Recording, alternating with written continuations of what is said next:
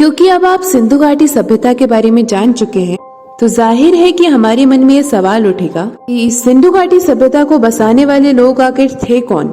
इसके बारे में अभी हमें पक्की जानकारियां तो हासिल नहीं है, लेकिन ये बेहद संभव है कि सिंधु घाटी सभ्यता को स्वदेशी लोगों ने ही बसाया होगा और इसका संबंध दक्षिण भारत की द्रविड़ जाति से हो।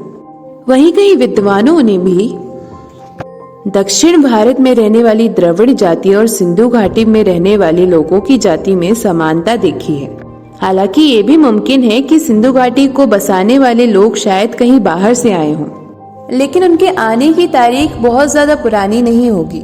इस प्रकार हर लिहाज से हम उसे भारत के स्वदेशी निवासी कह सकते हैं। अब इसके बाद हमारे मन में ये जानने के लिए उत्सुकता होती है कि आज फिर सिंधु घाटी सभ्यता का अंत कैसे हो गया। वहीं सिंधु घाटी सभ्यता के अंत को लेकर अलग अलग विद्वानों के अलग अलग मत हैं। कुछ विद्वानों का मानना है कि सिंधु घाटी सभ्यता का अंत बाढ़ जैसी किसी प्राकृतिक आपदा की वजह से हो गया।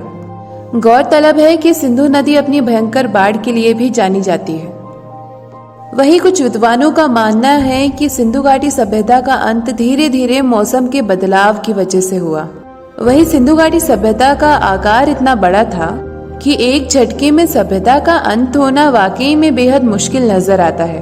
मगर जैसे जैसे सिंधु घाटी सभ्यता का प्रभाव घटने लगा, तो उसी हिसाब से सभ्यता में शहरों की संख्या बढ़ने लगी और कृषि का प्रभाव बढ़ने लगा। भारत के इतिहास के इस दौर में शहरी सभ्यता भी मौजूद थी और कृषि प्रधान सभ्यता भी। भारतीय इतिहास के इस दौर में कृषि के बढ़ते हुए प्रभाव को आर्यन जाति के लोगों से जोड़कर भी देखा जाता है, जो कि उत्तर पश्चिम दिशा से भारत आए थे। माना जाता है कि आर्यन जाति के लोग सिंधु घाटी सभ्यता का अंत होने के लगभग 1000 वर्ष बाद भारत में पधारे थे। वहीं उत्तर पश्चिम की ओर से आने वाले आर्यन और दक्षिण से आने वाले द्रविड़ लोगों की जाति का जब आमना सामना हुआ, तो भारत के इतिहास में पहली बार दो संस्कृतियों का गठजोड़ देखने को मिला। दोनों ही संस्कृतियों ने एक दूसरे की खूबियों और खामियों को अपनाया और एक दूसरे के जीने के तरीकों को स्वीकार किया। इसी गठजोड़ की तरह आने वाले समय में ईरानी, ग्रीक, पर्शियन, बैक्ट्रियन, सिंथियन, हुड, तुर्क, क्रिश्चियन और यहूदियों जैसी अलग अलग संस्कृतियों के लोग भारत में आए। देश में आए लोगों ने तब भारत की संस्कृति पर अपना प्रभाव छोड़ा और उसमें सम्मिलित हो गए। इसके साथ ही आर्यन और द्रविड़ संस्कृतियों के उस गठजोड़ ने एक ऐसी जमीन तैयार कर दी जिसने भारत को अलग अलग संस्कृतियों को सहजने वाला और अपने में समेटने वाला देश बना दिया। वहीं बाहर से आने वाले लोगों ने भारत पर अपना प्रभाव तो छोड़ा ही, इसके साथ ही उन पर भारत की संस्कृति का बहुत बड़ा प्रभाव देखने को मिला। इसके साथ ही भारत की संस्कृति और हिंदू धर्म के प्रभाव में बाहर से आने वाले लोगों में भी हिंदू धर्म के तत्व शामिल हो गए। Nehru ji discovery of India किताब में आगे हिंदू धर्म के बारे में बात करते हैं। जब चीन के मशहूर तीर्थयात्री आई चिंग 7वीं शताब्दी में भारत आए थे, तब वो अपनी किताब में लिखते हैं कि मध्य एशिया के लोग भारत के निवासियों को हिंदू नाम से पुकारते हैं। हालांकि ये नाम बिल्कुल भी उपयुक्त नहीं है।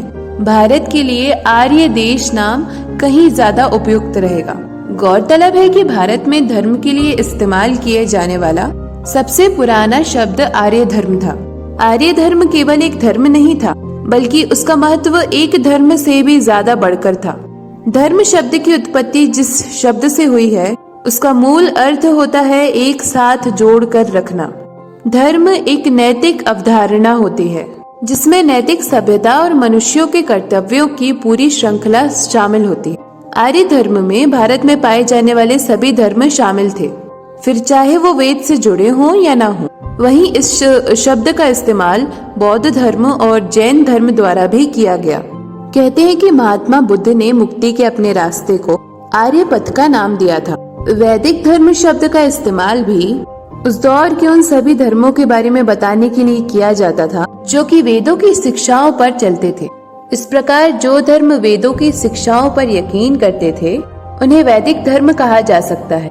वहीं सनातन धर्म का शाब्दिक अर्थ होता है पुराना धर्म, और इस शब्द का इस्तेमाल भी भारत के सभी पुराने धर्मों के लिए किया जा सकता है। इनमें बौद्ध और जैन धर्म भी शामिल हैं। अपनी किताब में आगे नेहरू जी लिखते हैं कि अब हिंदू धर्म के कुछ परंपरावादी लोगों ने सनातन शब्द पर केवल अपना अधिकार जताना शुरू कर दिया है और वो खुद को सनातन धर्म का उपासक मानते हैं। लेकिन आप समझ के देखिए, सनातनी तो कोई भी हो सकता है। जो भारत में नहीं रह रहा है, जो बाकी धर्म है जो भारत के हैं भी नहीं, अगर वो पुराने हैं तो वो भी सनातनी है। निश्चित तौर पे बौद्ध और जैन धर्म को हम हिंदू धर्म से नहीं जोड़ सकते। हाँ, हालांकि हम उन्हें सनातनी तो कह सकते हैं। हिंदू धर्म से बौद्ध धर्म और जैन धर्म अलग हैं, उनकी परंपराएं अलग हैं, लेकिन हालांकि ये भारत के ही धर्म हैं। इसलिए भारतीय संस्कृति को अपनी संस्कृति कहना गलत है। हिंदू धर्म एक आस्था के तौर पर निराकार है। इसके अनेक पक्ष है और हर इंसान के लिए इसकी एक अलग परिभाषा हो सकती है।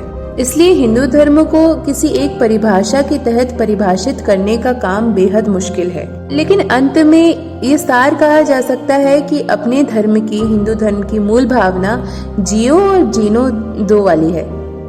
इस एपिसोड के लिए इतना ही, और जानने के लिए सुनते रहिए अगला एपिसोड।